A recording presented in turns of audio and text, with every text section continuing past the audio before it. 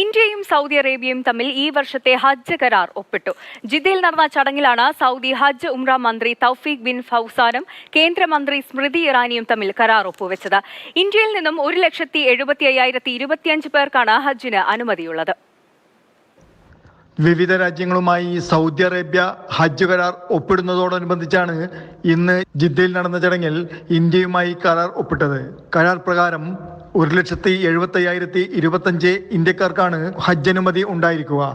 കേന്ദ്രമന്ത്രി സ്മൃതി ഇറാനിയും V മുരളീധരനും Indian അംബാസിഡറും consul ജനറലും ഒപ്പിടുന്ന ചടങ്ങിൽ സന്നിഹിതരായിരുന്നു. കേന്ദ്രമന്ത്രിമാരും സൗദി മന്ത്രിയും തമ്മിൽ ഹജ്ജുമായി ബന്ധപ്പെട്ട വിഷയങ്ങളിൽ ചർച്ച നടത്തി. തീർത്ഥാടകർക്ക് ഉപകാരപ്രദമാകുന്ന തീർത്ഥാടകരുടെ മുഴുവൻ വിവരങ്ങളും ഉൾക്കൊള്ളിച്ചുകൊണ്ടുള്ള ഇന്ത്യയുടെ മികച്ച ഡിജിറ്റൽ സംരംഭങ്ങളെ സൗദി ഹജ്ജ് മന്ത്രി പ്രകീർത്തിച്ചു.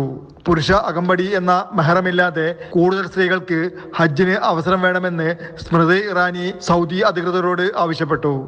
എല്ലാ തീർത്ഥാടകർക്കും സമഗ്രമായ ക്ഷേമം ഉറപ്പാക്കിക്കൊണ്ട് മെഡിക്കൽ സൗകര്യങ്ങൾ വർദ്ധിപ്പിക്കുന്നതിനുള്ള പദ്ധതികൾ ചർച്ച ചെയ്തു. സൗദി ഹജ്ജ് ഉംറ മന്ത്രാലയം ജിദ്ദയിൽ സംഘടിപ്പിക്കുന്ന ഹജ്ജ് ഉംറ സമ്മേളനത്തിന്റെ 3ാം പതിപ്പിന്റെ ഉദ്ഘാടന ചടങ്ങിൽ നാളെ കേന്ദ്രമന്ത്രി സ്മൃതി ഇറാനി പങ്കെടുക്കും. ഇന്ത്യൻ സമൂഹവുമായും സ്മൃതി ഇറാനി കൂടിക്കാഴ്ച നടത്തും. Jafar Ali Palakkode, Mathrubhumi news, Jeddah.